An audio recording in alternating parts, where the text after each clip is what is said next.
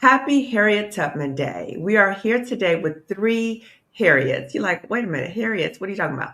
Three Harriets because we are three Black women who focus on helping Black women liberate from toxic jobs. So, again, this is Harriet Tubman Day, and we are here with three Harriets. I'm one of the Harriets to talk about ways that we help liberate Black women from toxic jobs. If you have not already seen, the doors are now open to the third annual Job Liberation Virtual Summit for Black women, which is May 1st through the 3rd. So get your ticket. And as I mentioned before, private consideration that you will not be seen on camera. So summit participants will not be seen on camera.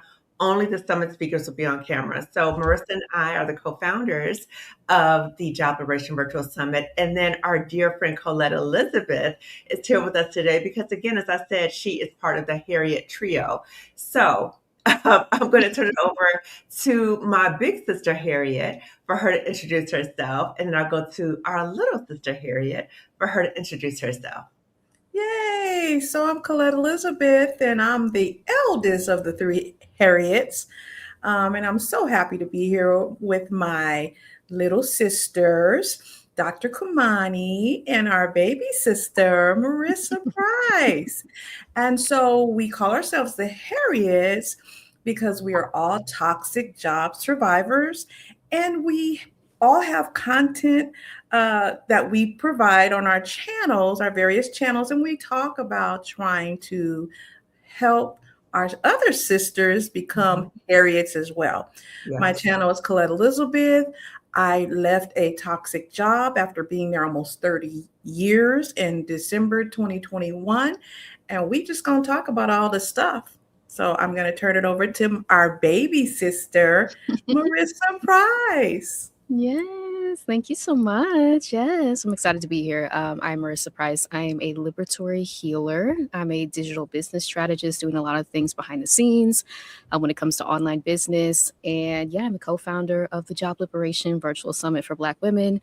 Really excited about this year. So tickets launch today, officially on Harriet Tubman Day, as we honor the legacy of the brilliant strategist, leader, trailblazer, who was Harriet Tubman, and all, her legacy that we walk in, really, with this work that we're doing to liberate Black women from toxic, harmful environments and challenge the notion, I think, that this is just what we should accept.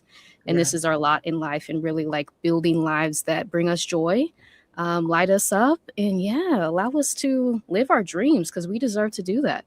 Yes, absolutely. Absolutely. And just walking in Harriet's path, that she knew there was something bigger and better for us, just like we know there's something bigger and better for us as Black women. We have worked too hard. Our ancestors have gone through too much for us to be in any environment where we're being disrespected or harmed or being pushed out of a job environment. So we're also speaking to Black women who've been pushed out of the job market. We know that over 300,000 Black women, a lot more, have been pushed out of the job market. So the Job Liberation Virtual Summit is for all Black women, to help us look at different ways for us to replace our income and ways to replace our benefits, so our health insurance and our retirement.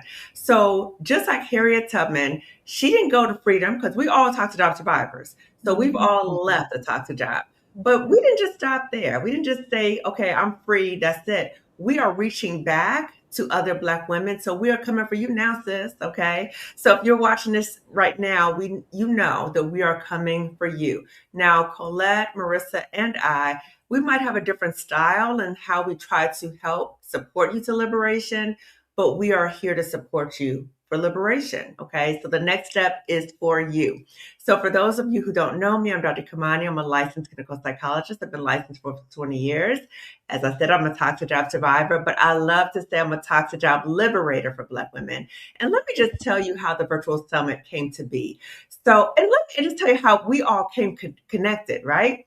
So back in the day when I was still at that toxic job, I started going onto Instagram and started talking about workplace bullying, because I thought it was just going to be a series about workplace bullying, like 2 weeks or something, right? But then what I noticed on Instagram is that Black women from around the world started contacting me. It was like, girl, you in my head. That's my experience too. Keep talking. And then I learned about Stephanie Perry. If you don't know Stephanie Perry, you need to follow her. So I started following Stephanie Perry on YouTube, and I found out she had this YouTube challenge to help Black women create their YouTube channels. So I started her class. And so when I was in her class, she asked, "Oh, so what do you want to focus on for your YouTube channel?" And I told her Black Women in Toxic Jobs. She said, "Girl, do that today. There's a need for that. Do that today." And so from there, I started going on YouTube and just telling about the experiences of Black women in toxic jobs. Some I will talk about my experiences, but more so the experience of Black women overall, because we have these parallel experiences. And as I said, the more I talked, I was like, wait a minute, this is not going to be a 2-week series. This is going to be an ongoing series. And I started interviewing more and more and more Black women around the world. And so that's how that came to be. And as I'm doing this, I'm watching other Black women in the YouTube space. I'm watching Colette. I'm watching Marissa. But this is before we even knew each other. So I'm watching their content. They're watching my content. And so I'm like, wait a minute, how do I connect to these people? Because we're talking about the same thing. Okay. And so I reached out to Colette, and then Colette and I connected. And we're both in California. So we actually just met each other in person. Was it last year? Last year.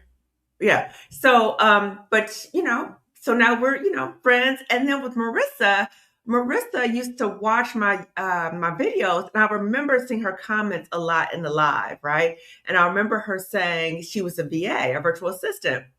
And so when I needed a virtual assistant badly, I was like, wait a minute. I remember Marissa Price on YouTube as a virtual assistant. I'm gonna reach out to her. So we scheduled a call, and from there we've been working together. She's no longer my virtual assistant. Now we have moved to doing more projects together. But it is absolutely amazing that through this social media space that I have found two people who I feel like understand me so much, and I feel like we kind of like are kindred spirits. Like we speak and we understand each other, and like it's amazing. It is absolutely amazing. And we're all Aquariuses, right? Yeah, we're all We are. Aquariuses, which is something interesting too. So anyway, that's how we met. So the virtual summit came to be because Marissa and I were working together, and she said, "Hmm, idea. Marissa, can you share how the virtual summit idea came to be?" Yeah, I had attended Exodus Summit, co-founded by Rashida Dow and Stephanie Perry, and it was life-changing. I was Mhm, actually able to move abroad for a period, right, and really like explore a different culture, go on my healing journey from this extremely toxic job experience that I had. And then just had an idea like, what if we did this, compiling our knowledge, like what we needed when we were like making our strategy out of a toxic work environment, knowing that unfortunately so many Black women experience this, and like compile it all into a summit and bring in other Black women thought leaders and really make this like a global event, which it has become at this point, so mhm, that we can see that there's a pathway out. Because when mm. you're in it, it can feel like you're stuck and there's Yeah. no options. But Mhm, what if we like, yeah, compiled all of our knowledge, our understanding, our life experience, made it a safe, confidential, private space, which is so essential during these times, mhm. to really help Black women make their strategy out to freedom, whatever that looks like for you, because that looks different for every single person. Absolutely. So the feelings of feeling stuck, that's the one thing. And then the feeling of, I don't even know how to get out of here. I don't know how to get out of here. Or I want to get out of here, but I don't know how to replace my income. So we've taken all of that, and we have like a panel of outstanding Black women. So this is our third summit. So each year we've had 300 Black women in attendance as participants. So at the summit, you will learn about how to exit plan. So, replacing your income and your benefits, your health insurance, and your retirement. So, let's talk about what does liberation look like for you now? Okay, so we've talked on our channels extensively about being toxic job survivors. So, we're not going to go down that road again because we already know what it was like to be a toxic job survivor. We're not going to go there again. Okay, but what are some of the ways that your life looks like now that you've left, that you pivoted from a toxic job? So, I'll start with you, Colette. On mute. For me, after leaving the toxic job initially, it was hard. It was scary because it was something new. Mm-hmm. Of course, I was reared by a strong Black woman who reared me to be able to take care of myself, to Mhm. know where my money's coming from, and all of the things. Fortunately for me, I had a great retirement plan. I still have a great retirement plan. So I had the confidence in knowing I would have some money coming in every month that Mhm. would cover my basic bills. So that was fine. But once I left the toxic job, the feeling for me was just relief. Mm. And it was like I did not know, I didn't realize how stressed I was. I Mhm. knew intellectually and I knew my body felt certain way, but it was Mhm. not until I actually left. And I actually started feeling this feeling the relief prior to me actually leaving the job. I started feeling the relief the minute I submitted my retirement paperwork. When Mhm. I hit the button, something happened. Mhm. And I have to say, I also, like my little sister Marissa, attended the Exodus Summit with 2021, like she said, co-founded by Rashida Dow and Stephanie Perry. Mhm. And I also attended some of their courses afterwards, their individual courses, and specifically Rashida's course uh, gave me the confidence and the encouragement to leave, Mhm. Mhm. to just leave. I mean, ultimately, my kids pushed me, Mhm. right, to Mhm. do it, but having that support and knowing that I'm going to be okay. Yeah. So how I feel now and the feelings and all of the things, there's so many words, but I would say the first thing is just relief, just Yeah. being able to actually, I remember just doing like this, just breathing, because it Mhm. was like I was holding my breath, Mhm. walking on eggshells every Mhm. single day. Right. Right. Yes. Right. Right. And I'm glad that you mentioned Colette about first of all, Exodus Summit. Can you all tell people what Exodus Summit is first? Yeah, it helps Black women prepare a move abroad, travel abroad, or a career break. And this happens every year, usually in October. Mhm. But again, bringing together Black women thought leaders to share information, help us strategize. If travel or move abroad or taking a career break is something that you want to do, it has been life changing for so many of us and has brought so many of us together, right? Yes, Hmm. absolutely, absolutely. In fact, I think that's how I met Marissa for the first time in person. Yep. Was we had a celebration for Stephanie Perry and Rashida in LA, and so a number of us came from around the Southern California area and elsewhere to come together and celebrate them. So Exodus Summit provides community, it provides support in terms of maybe moving abroad, and so okay. So when we think about Colette, when you talked about community, and I think that's so important because when you're making a major life change, like leaving a job, that is extremely scary. And I do not want to discount that at all. Okay. It is a very scary thought of leaving a job, even though you might have retirement, you might have whatever.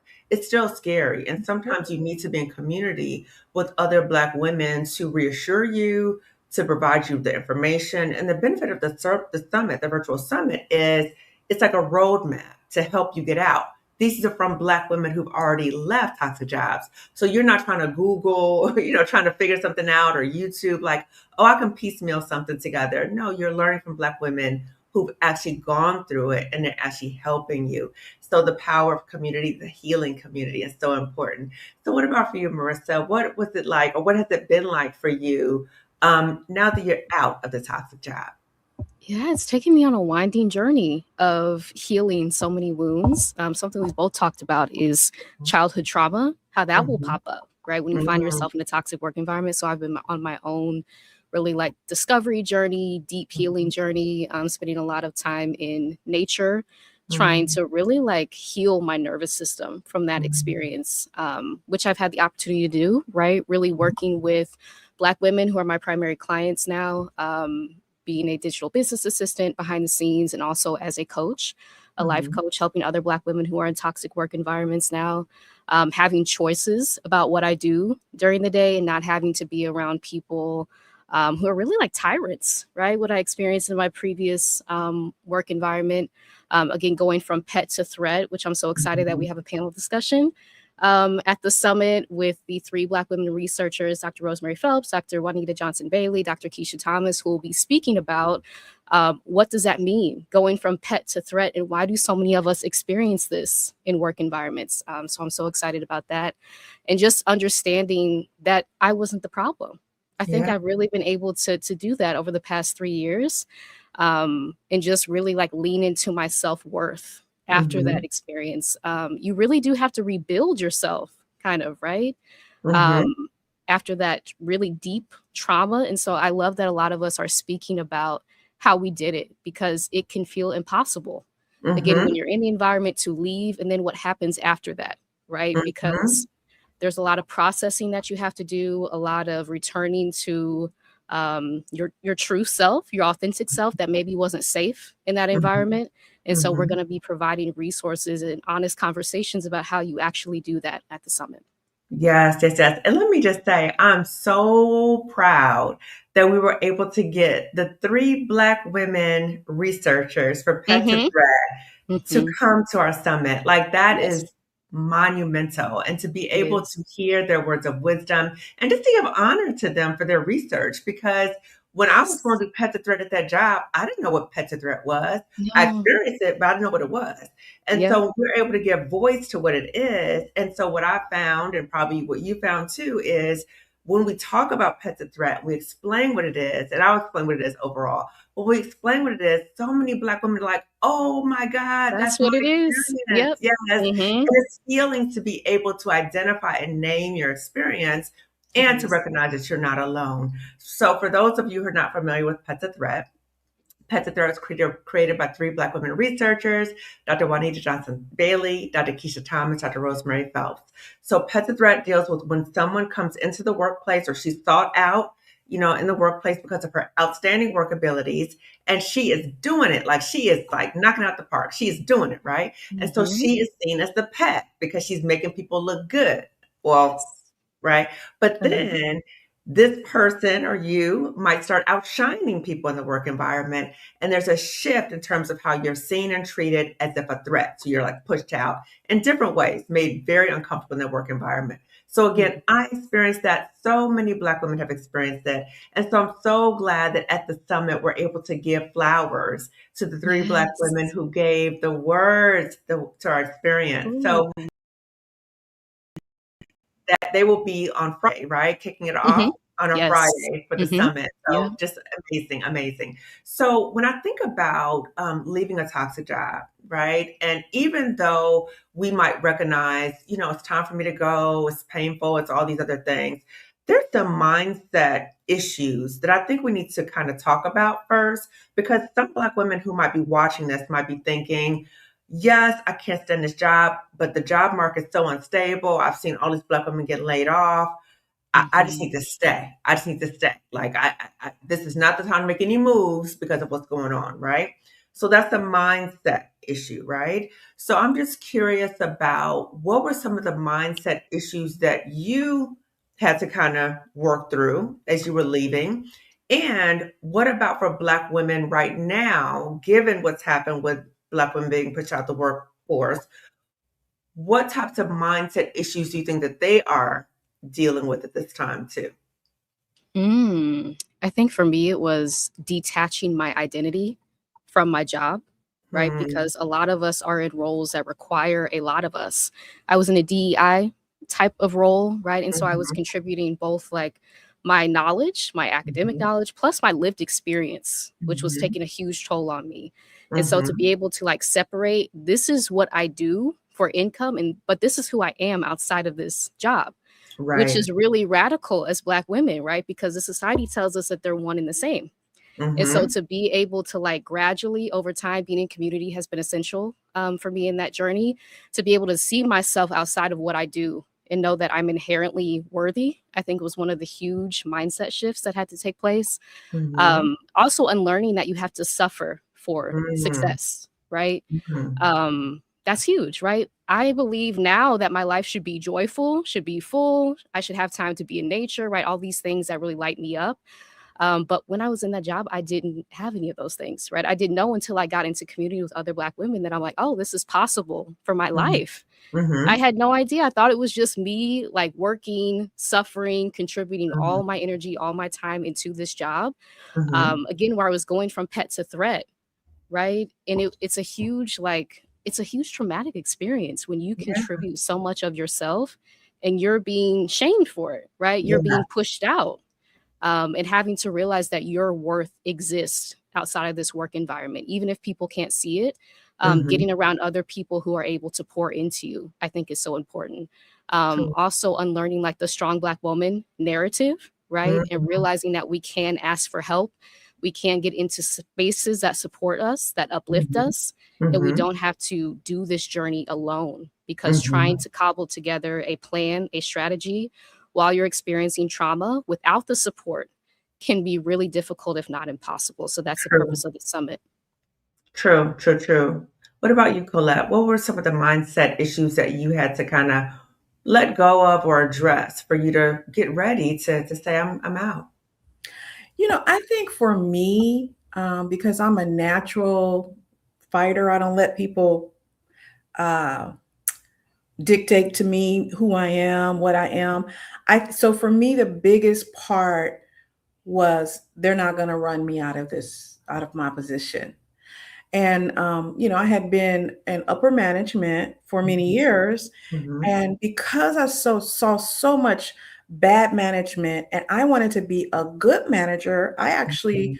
went back to school in my 40s to secure my and earn my master's in Mhm. leadership and organizational studies. That's why I went back to school. Mhm. And then I went back to also pursue my PhD in leadership because Mhm. I wanted to be a better leader. I Mhm. wanted to go beyond being a manager and be a better leader. I wanted to be a good leader. Mhm. And I thought by understanding different things that it would help me to serve as an example to not only the managers that reported to me, but Mhm. my peers that I worked with, the peers that I work and my managers and leaders that I work for or reported Mhm. to be an example of, hey, you know, we can do better and we need to do better. And this is how we can do it, Mhm. and Mhm. um so that was number one, was they're Mhm. not going to run me out of there. Mhm. Mhm. The other thing was, and let me just share this too. Um, in addition to not feeling like not wanting people to tell me what I'm going to do with my life, Mhm. I had also felt like I had invested so much in this. It's kind of like those relationships we've all been in before where, we know this person is not helping us. They're harmful to us. But we've been in it. It's familiar. So it's like that old saying, the devil you know is better than the devil you don't know, right? Mhm. And Mhm. so that, and then the other thing was getting over the mindset, because in our community, we have been taught to, make sure that we are financially stable. So it's like, okay, you're going to leave that good government job with those good Mhm. government benefits, right? Mhm. And Mhm. so that was another thing. And then the last thing, and it's more, but the last thing I'll say is the other mindset I had to get over was, as a manager of managers, some of whom were being harassed, and Mhm. some of their staff, my indirect reports, were also being harassed. Mhm. I feel like I'm just leaving them. Ah, sense I of didn't want abandonment. to leave them. Mhm. I didn't want, I'm like, I didn't want to leave them. So I had all of those things going on, that I was considering because I really cared for the people. Yeah. I care for the people. And but the thing that helped me is, and I remember saying, going back to the devil is better than the devil you don't know. I remember Stephanie Perry saying in one of her videos, you're already living your worst case scenario. That's true. That's true. I You're never living your worst forgot. nightmare right now. I have to give her flowers because when she said that, something clicked. Mhm. You're Mhm. already living your worst case scenario or your Mhm. worst nightmare or whatever she said. I never Mhm. forgot that. So that helped me, in addition to some other things, to kind of do some shifting, because I had to do a lot of shifting. Yeah. You figure I had been on that job. I had my children on that job. My oldest Mm, daughter is 28. She'll be 29. I have my baby on that job. She's 25, you know? And mhm, so we talking about almost 30 years. mm, Started programs, first in the nation programs that mhm, people enjoy the benefits of today. So mhm. those mind shifts of having to leave this stuff behind, it was a lot. Yeah, yeah, it is a lot. And it's interesting. I'm gonna quote you because something that you said is, sometimes the strongest thing you can do is to walk away, even though you've given so much time and so much energy and the devil and all of that kind of stuff. It's kind of prioritizing yourself. So I want you to talk a little bit more about that. And I also want you to talk a little bit more because Black women watching this right now might be in a similar position because I've heard this so much from Black women about I can't leave my team. I can't let my team down. I can't leave my supervisees. I can't, if they're teachers, I can't leave the kids. Like I've heard this sense of like, I have to sacrifice my life for everybody else. And, I'll be okay or I'll figure it out. But I have to keep doing this because I feel so guilty, the thought of leaving. So how did you get to the point of saying, I have to prioritize me? And the other part about sometimes the strongest thing you can do is to walk away. It's not a sign of weakness. And I think that's so important for us as Black women because we've been taught to fight. You know what I'm saying? Because so many people are trying to come at us that we have had to develop a sense of confidence and we've had to be strong. People will say, "Oh, you're so strong." I'm like, I ain't got no option. You know what I'm saying? Like, we don't have an option as a Black woman. So, can you speak a little bit more on those 2 points? So I have to be honest with you, and this is where community comes into Mhm. play, family support, and all those things. So as it relates to me actually leaving and saying I have to prioritize myself, my Mhm. children, my girls sat me down. God is so good because it was during the pandemic, everybody was at home. My Mhm. kids were at school at UCLA. Mhm. So campuses had shut down. And so the girls were at home. Okay.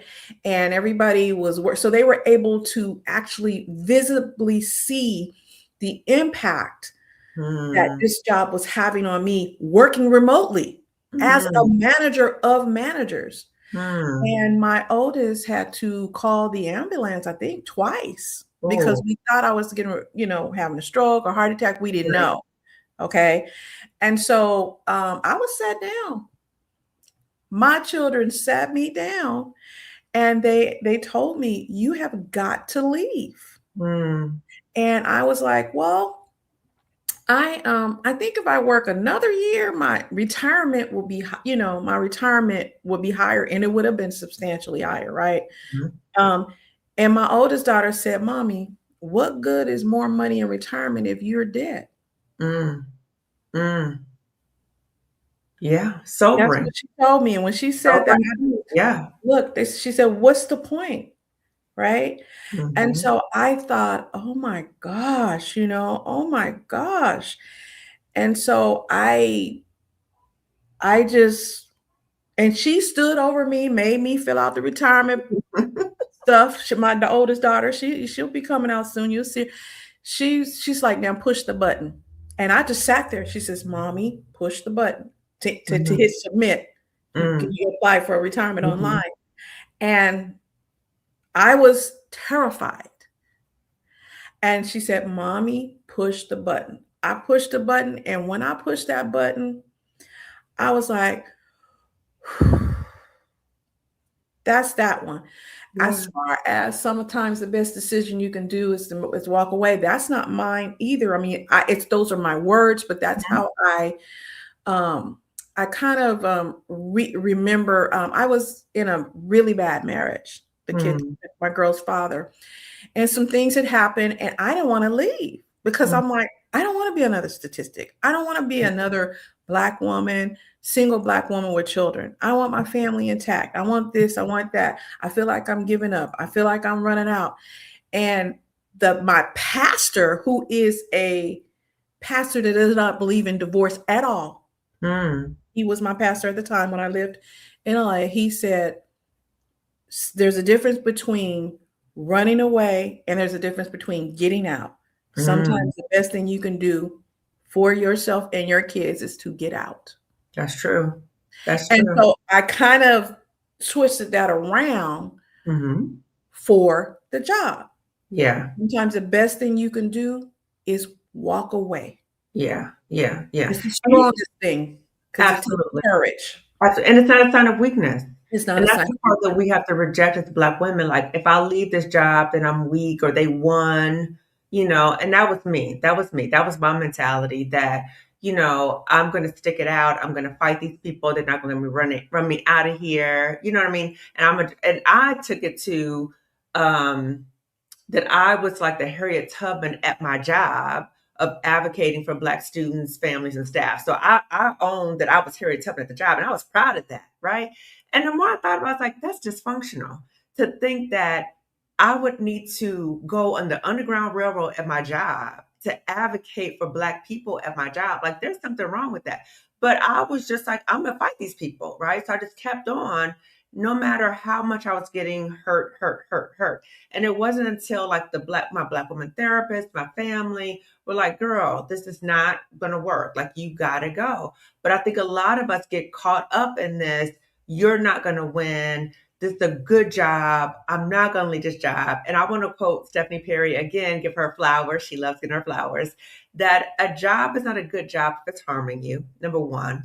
Number two, if you're staying at a job because of the so-called good benefits, the healthcare benefits, but the job is the reason why you're going to the doctor so much, you need to interrogate, is this really a good job?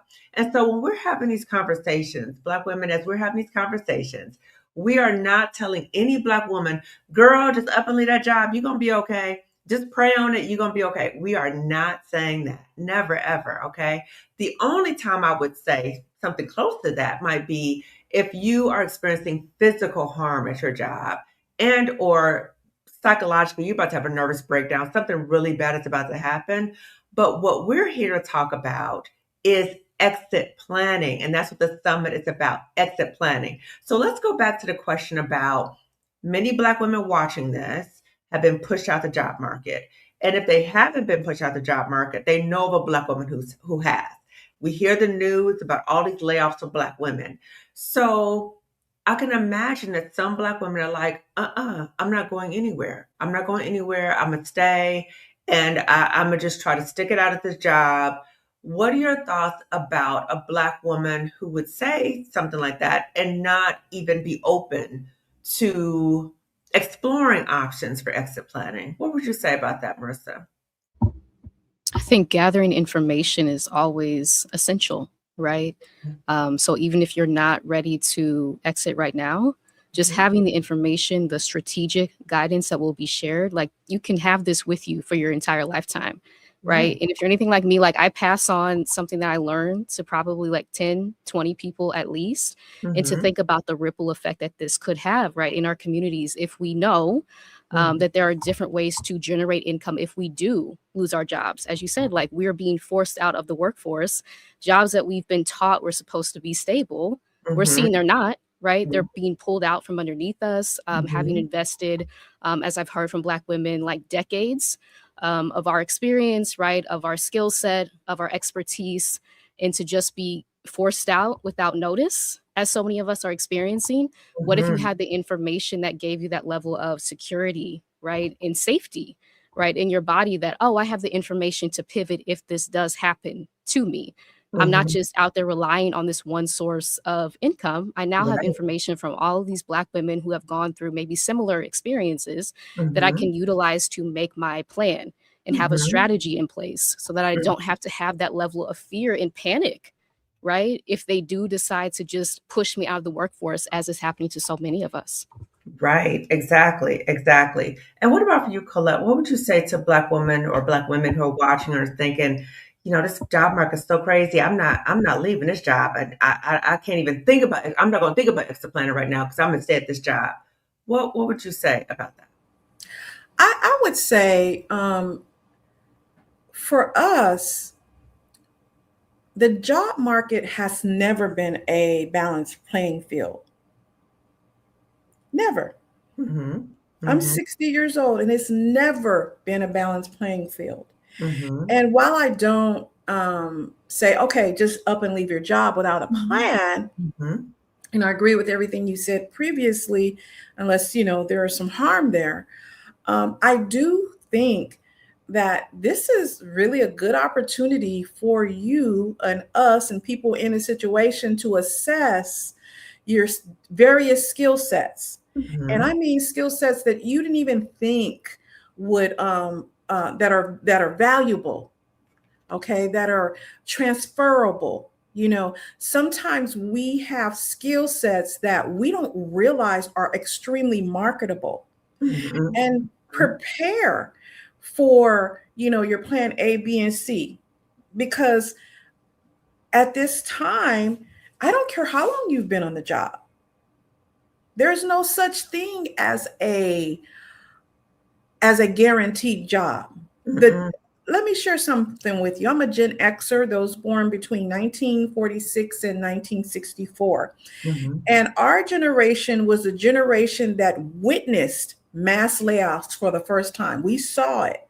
So, my first day in the job market with my first real professional job, hundreds of IT people got laid off the day I started. Ooh. The very day I started, I Mm. saw them getting walked out, Ooh. and they would not even let the people go back to get their personal belongings. It had to Mm. be brought to them in boxes because they were the IT people. And at Wow. that time, IT people could go back and sabotage your computer system. So Um, they don't, that's common. Okay. mhm. The point I'm making is, so for me, I've always been preparing to leave my job, whether it's to get laid off, me leaving voluntarily, retiring, whatever, or involuntarily. I have always, that taught me to always prepare. And so, Mm. what I would encourage Black women to do is, and that doesn't mean that you don't, because you could like your job, Mhm. but always be on the lookout, always be looking at ways of ensuring that you have a backup. That's why I Mhm. believe in intrapreneurship. That's when Mm. you look at your job and you see, hey, I know how to, for example, I'm a trainer. Mhm. Okay. What do trainers do? Okay. You develop curriculum. That's a whole field, right? Mhm. You Mhm. facilitate workshops. That's an entire field. Curriculum design, right? Mhm. Maybe you've been on projects. What is that? Project management. Mhm. So, Mhm. what project management methodologies are you using? I used Agile methodology. That's one of them that I use. That Mhm. is a marketable skill to this day. You hear Mhm. about Scrum Masters. You've Mhm. been using those techniques. Maybe you didn't know what they were, but Mhm. I would encourage Black women to study your duty statement that you have. Look at those duty statements. Look and see what's being look for in the market, whether that's working for another company or your own business. Mhm. See which one of those duties you're doing, you're proficient at, you're competent at, you're excelling at, and start keeping an inventory of your skill sets. I did this from here to here. And I used to tell people that when I did career coaching as a manager, hey, this is a transferable skill. This skill is valuable. This skill is a human resources skill. This skill is call center management. Does that make sense? So, Mhm. prepare yourself for leaving. Even and if you don't leave, that's good. But you got some things, and they used to, and my job knew that. They knew that I collected skills. In fact, they would say, oh, Colette collects skills. And I did. Mm. The other thing I'm going to say is while you're on that job, if they have some free training and some free workshops, take advantage of that stuff Mhm. now. Get the certificates if you want them, not because you're trying to prove anything to anybody, right? I'm not saying to do that to prove anything to anybody. If Mhm. it's free, and you think that you may benefit from it, maybe you want to be do some things on the side, your side hustle. I don't like the word side hustle, but whatever. Start building up your skill repertoire. Exactly. Because I know people, and I'll end with this, who have left where I worked, and they are now consulting that same place. So they commanding more money than they were making annually. I've had people ask me to consult, not that agency, but at the time I just was still healing. So I couldn't go back, but keep those things in mind and think outside of the box. Mm-hmm. Okay. Because it's people who worked for the federal government for years, and it's not just Black women that are losing jobs. We got Mm-hmm. white folks out there losing jobs too. Mm-hmm. Okay. So, if they losing jobs, we gonna be losing jobs, and we have Right. to act like that. It's not Right. different from any other time. Other Right. than we're able to report the numbers in real time now. We've Yeah. always been the last hired and the last hired and the first fired. That has always been a thing. Mm-hmm. Mm-hmm. It has. And and I said come in the chat, be prepared at all times. And I completely agree, Colette, because, as our elders have said to us, stay ready, so you have to get ready. So if you have options, you know about your options, you know what you can do. Even if you like your job, it's important to know, well, if this goes south or if something happens, I know what I can do. The other thing that I appreciate you said in terms of not only transferable skills, but sometimes in the trainings you get at the job for free, right? Take advantage of that. But also when I think about like the connections I made at the job, not my coworkers necessarily, yes, them too, but also other people I've met through the job, like my professional connections, they were pivotal to me leaving in terms of getting other opportunities. So sometimes when we're at jobs, we have to be mindful of who are the professional connections that we're making, and can we follow up with those people and see if there's opportunities available as well. Now, there's a question about the Job Liberation Summit where people think if it's only for entrepreneurs, right? Marissa, can you respond to that question that I often get? No, not at all. In fact, we have Charnay Horton, who is one of our speakers this year from the Resume Addict, who will be walking you through like how to update your resume if you are looking to apply to another job. We have Celeste, who will be speaking about how to find contract roles. And so there are all these different options that exist. Mhm. And it's not just entrepreneurship. No, absolutely not. We have speakers talking about so many different topics. If entrepreneurship is not your thing, because I've been an entrepreneur for almost 3 years, and it is difficult. I'll be the first to say that. But if it's your passion, it's your dream, we do have resources for that as well. But Mhm. to know that there are different areas for you to pivot to, right? Mhm. Outside Mhm. of maybe a toxic work environment that you're in, if you have recently been laid off, Mhm. these options exist and you don't have to feel stuck or that you're Yeah, without like a next path to take. So a absolutely. myriad of resources, a myriad of options from our speakers this year. Yeah, I'm glad you said that because I think sometimes people will think about the summit. They're like, wait a minute, you tell me to do my job. No, that's not what we're saying, Yeah. right? Yeah. And also, just to clarify, that the summit is not only for Black women who are in toxic jobs, but it's also for Black women who've been pushed out the workforce too. So there's a lot Mhm. of different opportunities. And when we think about, we have options as Black women in terms of, like you said, Colette, transferable skills. But if we want to go into another job or if we want to have our own business, like there's different options. It's not like you have to say, oh, I have to do just one thing. Now, something else I was thinking about is, sometimes the people around us can be influential in terms of decisions that we make about our job. Okay. So I've been very vocal about, my mom was not happy about the thought of me leaving my job, that good government job, because she had a good government job that she retired from. So, in what ways can the summit be like a source of community for Black women in some ways who might have people around them who are telling them, girl, you better not leave that job. You better just stay put. What are some of the ways that the summit can be a source of community in that way? I think you can see people who have already been on the journey, right? To see that it's possible. Mm-hmm. I feel like a lot of our fears when we're in a toxic workplace or if we've just been laid off, what's next because we can't really see it, right? But Mm-hmm. when you hear from other Black women who have experienced it, who have navigated the fear, uncertainty, and Mm-hmm. they've built lives, right, that they really enjoy, you see that it's possible for you too. Yeah. I think that's really the value of community, also to be in a safe place where you Mhm. can be like, we won't have attendee cameras, so you don't have to worry about that, right? You can change your Mhm. name if you want to attend completely anonymously, to have Mhm. that level of like safety and protection if you just want to soak in the information and kind of let it process, I think is really helpful. And just to be able to be honest, right?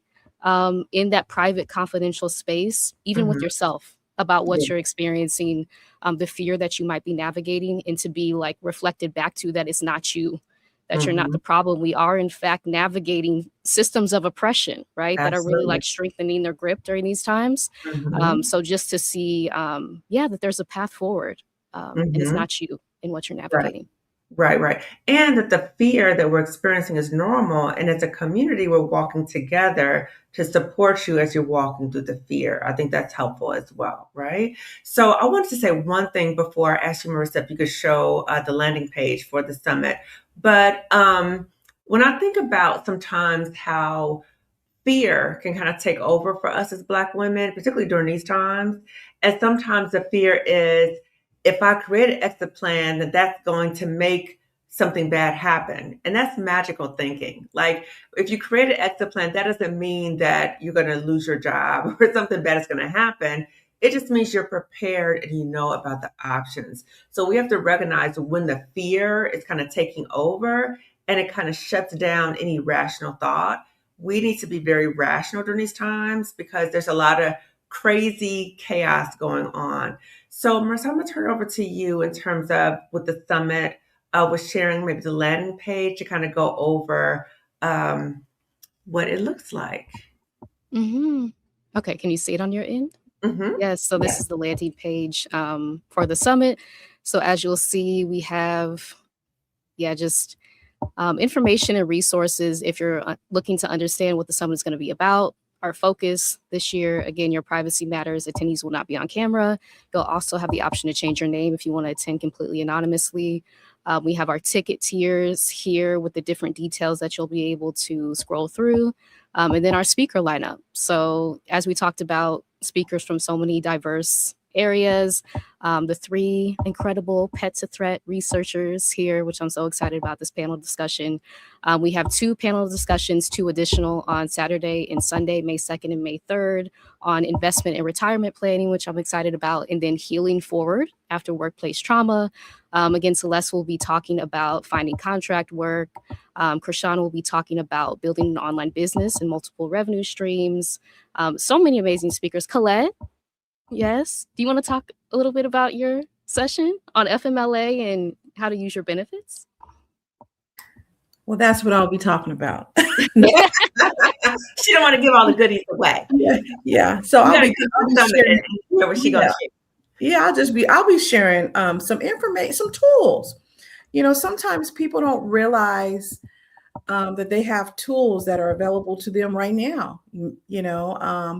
And so I'll be sharing about some of the tools that you may have available that are provided by your employer, or some that are mandated by the legislation, the state legislation, federal legislation that you may not be aware of, and you may be aware of it and may not understand how it can help you to while you're planning whatever you decide to do, whether it's to take a break, whether it's to leave, what have you.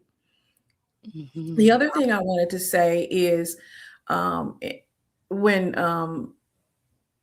Dr. Kamani was saying that some people were wondering, if I make an exit plan, is that putting something out there? Does that mean I'm going to lose my job? Mhm. The way I think about it, Dr. Kamani mentioned that she and I both live in California. And Mhm. everybody know in California, we have what? Earthquakes. And so most of us have a prep kit, where a go bag or whatever. That doesn't mean that an earthquake is going to happen. But what it means is, if the stuff starts shaking, literally, we have some things that we've already prepared for. So thinking of the summit as a preparatory, a way to Mhm. prepare for Mhm. something that may or may not happen, something that you may decide to do and you may not decide to do, but having that to go bag, if you will, and have the virtual summit as a party to go bad, because there are some tiers that you can purchase where you'll have access for about up to a year. So just understanding that. And the ladies have made it so amazing to where, and I'm probably talking about more what they're going to talk about, but they've made it to where you don't have to even be on camera. So, Mhm. we know we have people that are, checking us out, looking at our social media, our bosses and our so-called work friends. So you don't even have to worry about being seen on camera. Mhm. And so I just wanted to say that. Thank you, Colette. Absolutely. Marissa, Thank can you you. talk about the different tiers of tickets? Yeah, so the standard pass will provide you with all the live sessions during the summit weekend, May 1st through the 3rd, as well as a week of replays. And it is early bird pricing, so I do want to mention that too, through March 31st. So these will be the lowest prices through March 31st. The premium pass will provide you with a year of replays, as well as our financial liberation lab bonus workshops, 3 of them. If you're interested in making your financial plan strategically, we have additional sessions on Zoom, led by Sandra Jones Thigpen of From Lack to Legacy on YouTube, and Samira from the Wealthy Black Women Summit, which I have attended for the past 2 years, and she provides extremely practical guidance on how to start investing, how to build your retirement plan. And then Dr. Roche will be leading that third bonus workshop as well around insurance and retirement planning. And then we have a tier called the Liberation Accountability Circle. If you're interested in working with Dr. Kamani and I over the next year, through 6 accountability calls on Zoom through March 2027, this is that tier. So if you need that additional accountability support, our personal guidance to help you walk through your strategy or your exit plan that you have, that is a tier for that. And that also includes 1 year of replays as well. Beautiful, beautiful. And I wanted to add that when you come to the summit, also, you have an option to be a part of the WhatsApp community. And that WhatsApp community from last year, like they are popping, like they are like really sharing a lot of information. They're meeting up, they're supporting one another, they're sharing resources. So that's a community that you will have in terms of participants. Okay, so there's a lot of support available to you. So as we're winding down, ladies, if there's a Black woman watching right now and she's like, this all sounds really good, but I'm on the fence. I'm on the fence. What would you say to the Black woman who's on the fence, Colette? What would you say to her? One of the things I would say is we've all been on the fence. Okay, we've all been on the fence, but at some point that fence gets a little wobbly, and we have to decide which way we want to fall. Mm. Which side of the fence do we want to either get on? I used to climb fences as I was a child. I had to decide: am I going to go over the fence? Am I going to stay on this side of the fence? And there's no judgment, because this is about your life.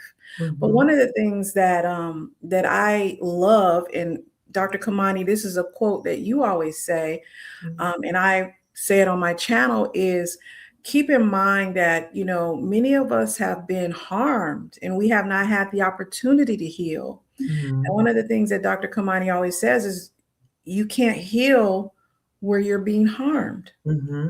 Mm-hmm. So when you are making your decision about what side of the fence you want to be on, because you cannot stay on the fence, right? True. You maybe consider, the harm that I am receiving. How long am I going to be able to deal with this? Mm. Because rather we acknowledge the harm that is happening to us or not, the body takes count. True. I think Marissa did a video on that. The body takes score, keeps score, Mm-hmm. Mm-hmm. right? Mm-hmm. Whether it's high cortisol levels, Mm-hmm. whether it's headaches. For me, it was high cortisol levels and heart pain, chest pains. Okay, so the body takes score, Mm-hmm. And I and remember you said also about your hair falling out. all of my hair fell out. I think I Mm-hmm. showed a picture of Mm-hmm. it was gone. Yeah. And so I don't want to belabor the point, but I just think that we got to start thinking about our lives, just our lives. We can't live on the fence. Mm, We so can't true. live on the fence. So true. So true. And being on the fence has the prickly things that come up, right? So you're always feeling a sense of just discomfort because you're always getting stuck, by the things that are happening at the job or just the apprehension or just the catastrophe about what could happen. I think a lot of us, feel like because you said you were terrified, to press that button to resign. I mean to retire. But I think a lot of us catastrophize that if I leave this job, then oh my God, I'm not going to be able to replace my income. And that's our mind. That's just the fear speaking. And so we have to be mindful that that's the fear because people around us might be saying that to us. And so we start thinking, oh my God, I'm going to end up homeless or all these bad things are going to happen to me. But the longer you stay there, it's not going to make it any easier for you. It's going to make it even harder for you. And so part of it is acknowledging the fear is going to be there. That's a normal emotion. Okay. But also knowing that avoiding making any moves, avoiding exit planning is really not going to help you either. So, how do you take those small steps coming to the summit? You take those small steps in community with other Black women who've already done it. So you're able to finally make that move. But yeah, staying on the fence is not going to help. You're going to continue to be harmed. What would you say, Marissa, to a Black woman who might be watching and she's on the fence about coming to the summit? Yeah, I would say give yourself permission to imagine something different, right? A lot of these toxic work environments, they really attempt to steal our imaginations and Mm, make us feel like this is the only thing that we'll ever do, which is true. why like leaving can be so scary. Mm-hmm. And I think it's the power again of being in community, seeing other people's journeys, seeing that they did it, right? They navigated the fear, uncertainty to get to their desired life, whatever that looks like for them, Mm-hmm. and to give yourself permission to do the same, right? What could be possible outside of this environment that you're in right now that is draining the life out of you? If you're experiencing a layoff, right, what could be possible for you in the future, Mm-hmm. to rebuild your life after this deeply traumatic thing? Because a layoff is traumatic, right? It is. Yeah. And to see the way that we're being treated when it comes to being laid off, as if our labor doesn't count for anything, Mm-hmm. has been extremely like infuriating for me. And so just to be in a safe place to process that and know that you're not the problem, and we're providing a safe place that is confidential for you to be able to gain information and to make your strategy going forward, because strategy is essential during these times of uncertainty. Yeah, yeah. And I really want to say too that, for Black women, even if you haven't been laid off, it's like witnessing what's happening to so many Black women is infuriating. Hmm. And for many of us, we take that energy and we rechannel it, like the three Harriets right here, right now. Hmm. So we rechannel that energy. We rechannel the energy of the indignities that we experience at the toxic job. We rechannel that to helping other Black women the indignities or the disrespect and the Hmm. disregard of Black women in the layoffs. So we've channeled that in terms of the summit. So there's so many ways that we can rechannel our energy, but the point is that we need to continue in terms of forward movement. So I'm going to read the community chat, and then ladies, I want you both to share about how people can follow you guys on YouTube, okay? So hello, ladies, and happy Harriet Tubman Day. Yes, good evening, ladies. I'm Harriet for real and trying to leave a toxic job now. Yes. And I want us all to remember something, right? Now, we call ourselves the Harriets, but Harriet is inside each of us. She is. Hmm. She is. And so we have to remember that we have to be true to ourselves and we have to be mindful of what does freedom look like for you? Because it looks different for everybody. What does freedom look like for you? And are you in environments that support the expression of your freedom? And are you around people that support the expression of your freedom? Because sometimes you might be around people who are not. And so sometimes Yes. you need to check your circle. Okay. Let's see. Hey, ladies, so excited for y'all to get into this chat. Always divine conversations. Please keep talking. Much love. Thank you. Thank you, Dr. Kamani. I learned about Pet the Threat from you. Thank you. I was so shocked. It was so accurate. Instant eye opener. Y'all are really onto something. Keep going. Thank you so much. I'm glad I caught this. Everybody, as you're watching this video, give it a thumbs up. So it suggested other Black women. And also, please share this video with at least 2 other Black women as well. Okay. Will be a wonderful summit. Yes, it will. Evening, ladies, what a phenomenal lineup of women for the summit and this discussion. Agreed. 3 incredible women who model what genuine collaboration looks like. What an amazing lineup of other Black women, inspiring and affirming. Thank you for your leadership. Oh, well, thank you. Thank you all for watching. Thank you all for those of you who plan to come to the summit. And if you don't plan to come to the summit, still share this information with other Black women, because if you know a Black woman, unfortunately, she is probably either in a toxic job or she's been in a toxic job. She had a layoff. Something has happened in relation to her job. So And please share this information with her so she has access to resources. We're going to can I say, share real quick, if you want to sponsor another Black woman to attend, we do have that option too. So you can also reach out to us, support at liftingasweclimb.consulting.com if you'd like to sponsor another Black woman to attend. And I can provide you with those details. Thank you, Marissa. Okay, Colette, can you please share with the wonderful people here and those watching the replay, how can they follow you, Harriet? Oh, they can follow the older sister Harriet on YouTube. Colette Elizabeth is my channel name, and the Colette Elizabeth is the Instagram handle. I want to say one thing. This is my youngest daughter coming in and out. I want to say one thing. We talked a lot about mindset, and this is not to make anybody feel bad about their situation, where they are, if they decide to stay. But since it is Harriet Tubman Day, I do want to end with a quote that she's attributed to saying. Okay. One of the things she said is, I freed 1,000 slaves. I could have freed 1,000 more if only they knew they were slaves. That's a mindset thing. True. So what she was saying is that I can give you the information. I can offer to show you the way. I can do all these things. But at the end of the day, each and every one of us has to make a mind shift. Okay. A change of to just be we have to think it. Okay.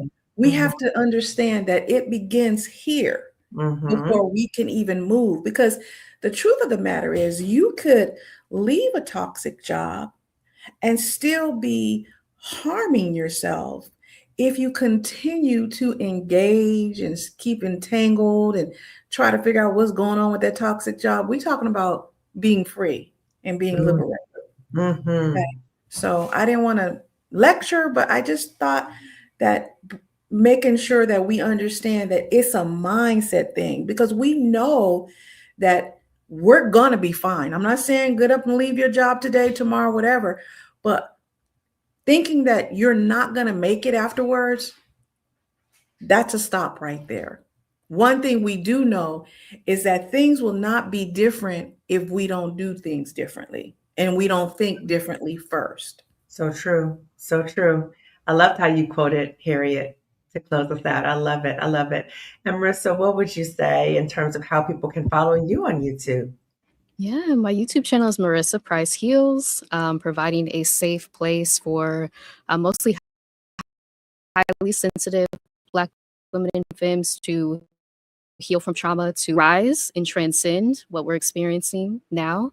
I have so many amazing guests that have been on my channel, so please check out my channel, Marissa Price Heals. Also Instagram, Marissa Price Heals, and LinkedIn, Marissa Price MSW. Awesome. Awesome. Okay, everybody. So we are winding down. And yes, absolutely. The pathway to freedom starts with a mindset shift. Absolutely. And sometimes you need to be around other people who can see freedom in a way that you can't. When I was still at that toxic job, I couldn't see myself out of the job, which is crazy, which is literally crazy when I think about this. But I could not envision what my life would look like. I could not envision how I was going to replace my income, even though I had a degree and a license and all other kind of stuff. And sometimes you need to be around other people who can see, I see freedom for you. I see liberation for you. This is what it looks like. Let me show you. Let me take you along there is a there's a pathway out, and sometimes you need that support. So just And be can I aware of say that. something too? Yes. What you Uh-huh. shared about like the prefrontal cortex being kind of Oh, yeah. offline when we're in traumatic environments and not allowing us to strategize and plan Mhm, ahead, and like the mhm. benefits of being in an environment where you feel safe to be able to do that. I don't know if you want to speak to that, but I just found like every time you mention that, I'm like, that makes so much sense. So Why true. we So can't true. envision or plan in Mhm. these environments sometimes. Exactly, exactly. So, like when we are in a space where we perceive danger, and I would say right now, many of us perceive a lot of danger going on because there's constant nonsense going on right now. And so, when that happens, our brain will receive information about, okay, how do I interpret? What do I need to do to respond? So, our amygdala is what receives that information, and the amygdala is like, uh oh, we're in danger. So when we're in danger, we perceive we're in danger, we get into this fight, flight, or freeze mode. So that's many of us right now. Fight, fight, or freeze. I gotta stay at this job. I gotta stay at this job, right? Mhm, Or fawn. I'm gonna try to do whatever I can to make everything's okay because I don't want anybody noticing me because I just gotta mhm, keep this job. Okay. Many of us are not just upping and leaving. Okay. mhm, But when that happens, when your amygdala takes over, then you can't access your prefrontal cortex. Your mhm, prefrontal cortex, that's where you plan, you judge, you organize.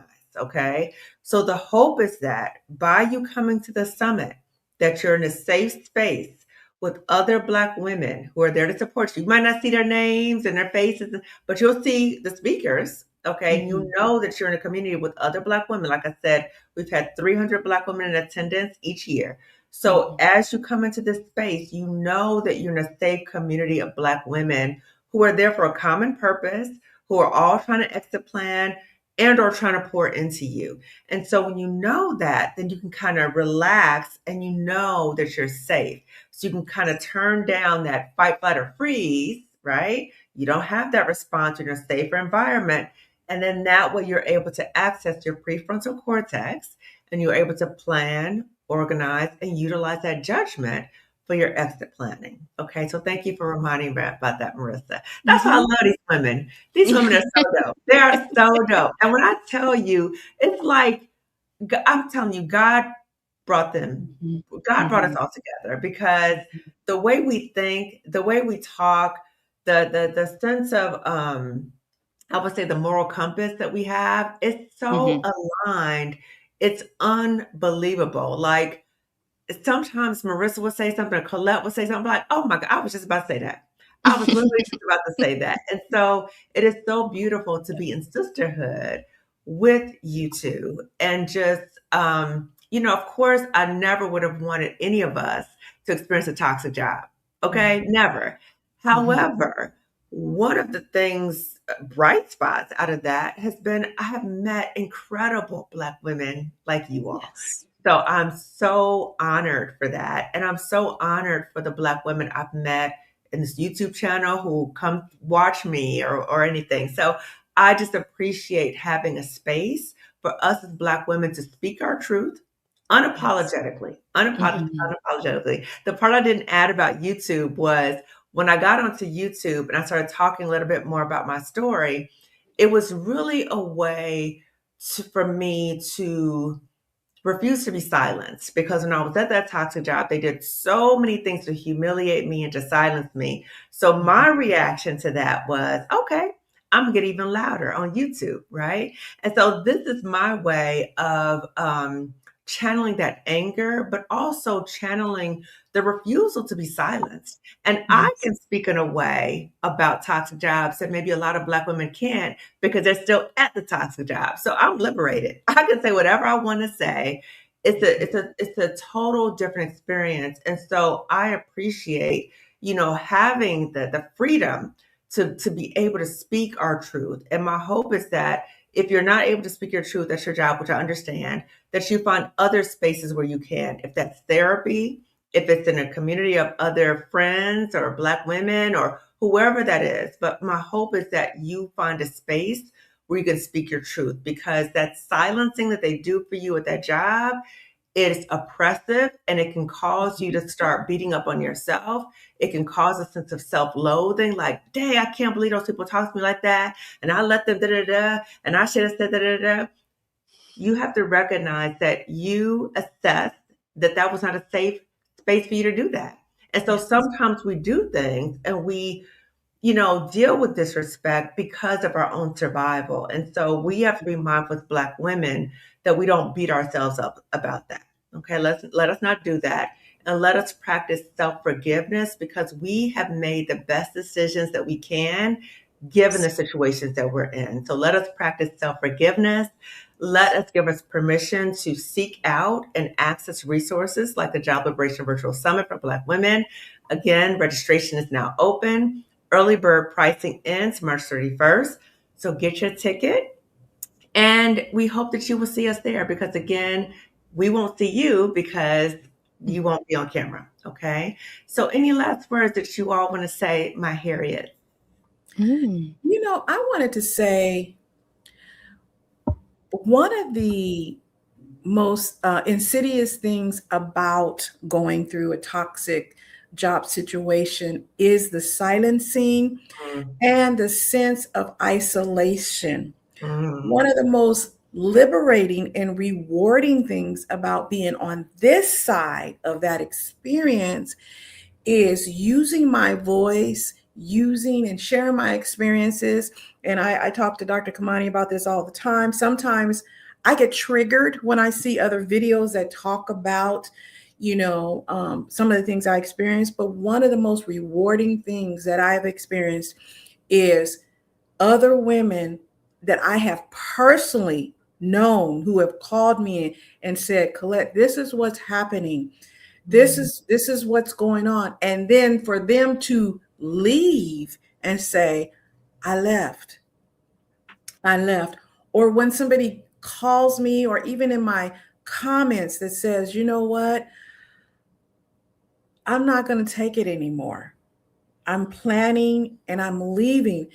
And Yeah, it makes me feel, I feel like my stuff happened for a reason. I believe that scripture in the Bible that says all things work together for the good of those who love the Lord. And I mm, stand on that 10 toes down because yeah, while it was painful for me being able to reach back and say, baby, listen, yeah, this is going to be hard over here. But over here, now when you get to this part, you're gonna kind of want to wonder, did I make the wrong decision? Should I go mm, back? mm, But when you get right here, you're gonna be like, oh hell no, I ain't going back. You're gonna have some people calling you. So don't talk to these people. These other mm. people gonna call, so being able to map out real stuff, Yes, not that fake stuff. We talking about real stuff. yes. And that's what I love about Black women. We talk about the real, real, real. And, I can speak, I think, for the three of us. Mhm. We do it because we love Black women and we want you guys to win. We want us to Absolutely, win, you know, absolutely. and to get our flowers while we living. Okay, so Right. I'm going to give my flowers to you, Dr. Kamani. I want to give my flowers to you. Give you your flowers, Marissa. Because you guys are younger than me, but I learn from both of you all the time. So I just wanted to say thank you because you could be doing something else. Mm. You could have kept your stories to yourself. Yeah, You yeah. I know, was going to say that. I was going to say that, like, for all of us, we were not content just for us to get out. It's like, No. because I'm still mad, right? When I look back and I see other Black women experiencing the same thing, even like at the workplace that I left, Black women Mm, still experiencing, right, discrimination, disrespect. I'm like, it infuriates me. And so to mhm, be able to channel that, like you said, like alchemize that pain mm. into something that can help other people, is something that, yeah, is so important and that we can do. I feel like that is unique to us as Black women. Marissa, I love what you said. You said alchemize the pain. Hmm. That is so true. And it's so interesting too. When I think about, I've reclaimed my Harriet Tubman from that job because I'm like, that was ridiculous what I was doing. But now I really feel like I am walking in Harriet's footsteps because I really am helping Black women to liberation, not finding a way to talk about Black issues on Underground Railroad. Like that is absolutely ridiculous. But I also want to say, hearing you all speak and it just I love how we're modeling sisterhood. Like we're talking about it, we're collaborating, but we're actually modeling what sisterhood looks like. And I know that each of us has talked about all skinfolk and kinfolks. I don't want to discount that either, right? Because that has come up often, because that can be an issue. But I don't want us as Black women to focus only on that, right? There are some experiences that happens, but I hope that the vast majority of the time that you spend with Black women, it's like this. It's like a sisterhood. That is my hope. The other thing I want to say is when you said, Colette, about uh like sometimes you're put in positions to do certain things, right? And I just think about the woman I was before compared to the woman I am now, the woman I was at that toxic job. I feel like those fools woke up a sleeping lion. You know what I'm saying? Like I was, even though I was miserable towards the end of that toxic job, miserable. I hated it, right? But I was still going. I was still, doing what I need to do, whatever. But they pushed me so far that I couldn't take it anymore, right? And they woke me up. They woke me up. And so I went from a woman who could not stand social media. I mean, when I tell you people would send me LinkedIn invitations, I was like, what is this LinkedIn? Like, this is annoying. What are people doing? Like, I can stand it, right? No social media. So from that to being on LinkedIn, having like 20,000 followers, what? Like, who was this person, right? Being on YouTube, talking, and Colette teased me. I was like, she's like, you got 8 million videos, right? You always on the video, but openly talking about my experience. I'm such a private person. I don't feel like, what? Yes, I'm such a private person. But for me to be doing this is that I believe that God saw something in each of us and was like, girl, no, I'm gonna get you out of here. But you have a duty. You have a duty to reach back and lift as we climb. It's my best. You have a duty to do that. And so when I do that, it fires me up. Like I'm like, so I was tired earlier today. I'm telling you, I was tired, right? I want to take a nap today. I couldn't take a nap. But as soon as I get on and I talk about these things, or when I'm in community with my sisters, I light up and it brings me joy. So it's interesting that something that has been traumatic, this is an example of post traumatic growth. Okay. When you go through something traumatic, sometimes you learn lessons, you meet people, and you come out on the other end at a higher evolved level. So I am a so much more evolved, confident Black woman compared to what I used to be. And I mentioned this before, but I went back to a toxic job recently and I did a training there. And when I walked through those doors and I was like, thank you, God, for getting me out of this place. Thank you, God. Okay. To be able to go back and to go train at the toxic job, I was like, thank you, God. Thank you, God, for delivering me. Okay. So we're about to wind down. Love Harriet Tubman. It wasn't for her, none of us would be here. So true. So true. So true. Sisters, you deserve emotional and mental wellness. Yes. Speaking of entrepreneurship, I found that the quickest way to peace is to work for and with other Black women. Trying to be understood by people committed to misunderstanding me is a no from me. I hear you, girl. I hear you. I just registered, excited. Yes, fabulous, fabulous. So get your ticket before March 31st, okay? So everyone, thank you again for watching. Get your ticket to come to the Job Liberation Virtual Summit before March 31st so you don't miss early bird pricing. And again, to my Harriet, Colette Elizabeth and Marissa Price, I'm so thankful for both of you. I'm so blessed to know you. And everyone, thank you so much for watching. Give this video a thumbs up. Share this video with at least 2 other Black women. Also, subscribe to my channel. So subscribe to all of our channels, okay? And the link to register for the summit is in the description section and it's also on the screen. Okay, everyone, I will see you later. Take care. Wow, thank Bye. you.